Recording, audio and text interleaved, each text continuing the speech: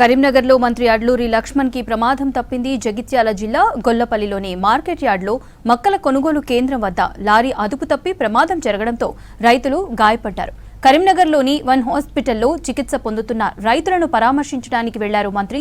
3వ అంతస్తుకు వెళ్తుండగా lift wire తెగిపోవడంతో ఒక్కసారిగా లిఫ్ట్ కింద పడిపోయింది. మంత్రితో పాటు వ్యక్తిగత సిబ్బందికి ఎలాంటి గాయాలు కాకుండా బయటపడడంతో అంతా ఊపిరి పీల్చుకున్నారు. ప్రమాదం అనంతరం హాస్పిటల్ పనితీరుపై మంత్రి మండిపడ్డారు.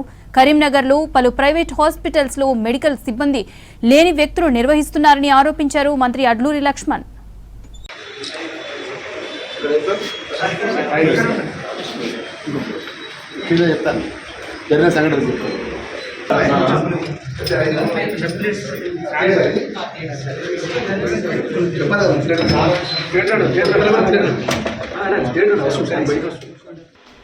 కరీంనగర్లో మంత్రి అడ్లూరి లక్ష్మణ్ కి ప్రమాదం తప్పింది. జగిత్యాల జిల్లా గొల్లపల్లిలోని మార్కెట్ యార్డ్లో మక్కల కొనుగోలు కేంద్రం వద్ద లారీ అదుపు తప్పి ప్రమాదం జరగడంతో రైతులు గాయపడ్డారు. కరీంనగర్లోని వన్ హాస్పిటల్ చికిత్స పొందుతున్న రైతులను పరామర్శించడానికి వెళ్లారు మంత్రి.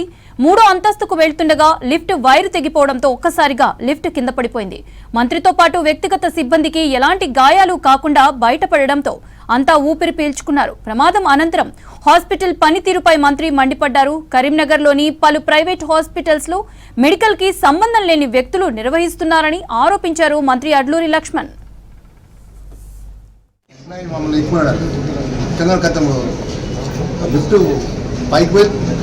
కింద ఫ్లోర్ లేకపోతే మేము మా ప్లాన్ ఎవరు కూడా మేము ఎన్నో ఫ్లోర్ రకమే సార్. ఏ ఫ్లోర్ బాబాయ్? థర్డ్ ఫ్లోర్ నుంచి కింద మేము ఫస్ట్ ఫ్లోర్ నుంచి థర్డ్ ఫ్లోర్ పోదామని బటన్ వచ్చింది, కింది కొట్టేసాం. అంటే మేము అనేది ఏంటంటే హాస్పిటల్కి సంబంధించిన ఇష్యూలో కూడా వాళ్ళకు ఉన్నటువంటి ఏదైతే లిఫ్ట్లు కానీ వాళ్ళకి సంబంధించినటువంటి పేషెంట్ కేరింగ్ ఇష్యూలో కూడా ఇప్పుడు ఇంత పెద్ద సంఘటన అనుకోకుండా థర్డ్ ఫ్లోర్ నుంచి కూడా లిఫ్ట్ ఫెయిల్ అయితే పరిస్థితి అలా పేషెంట్లకు కానీ మేము కానీ అలా ఎవరైనా కానీ హాస్పిటల్ ఇట్లా హాస్పిటల్ మెయింటైన్ చేసుకుని ప్రైవేట్ హాస్పిటల్ నడిపితే ఎట్లా? మీరు ఇప్పుడు అంటే ఏం చేయమంటారా? ఇమీడియట్గా ఇప్పుడు ఏదైతే జరిగిన సంఘటన ఎంక్వైరీ చేసి చట్టపరంగా యాక్షన్ తీసుకోమని చెప్తున్నాను సార్. ఎవరికైనా దెబ్బలు లేదు సార్? దెబ్బలు అదృష్టం మంచిగా ఉన్నది, అందుకని నేనే ఉన్నా వాళ్ళ లిఫ్ట్లో ఉన్నాను, నేనే నాకే జరిగిన సంఘటన అనేదంటన్నా. నేను వేరే కాదు పాపం. ఎంతమంది పేషెంట్లు చూడండి హాస్పిటల్. ఇప్పుడు ఈ హాస్పిటల్స్లో పేషెంట్ దగ్గర రెసిడెంట్ డాక్టర్ ఉండగా ఉండాలి. రెసిడెంట్ డాక్టర్కి ఎంతమంది పేషెంట్ అడ్మిషన్ ఎట్లా తీసుకుంటారు? ఒక న్యూరాలజిస్ట్ డాక్టర్ ఉన్నాడు, న్యూరాలజిస్ట్ రెసిడెంట్ డాక్టర్ ఉన్నాడా?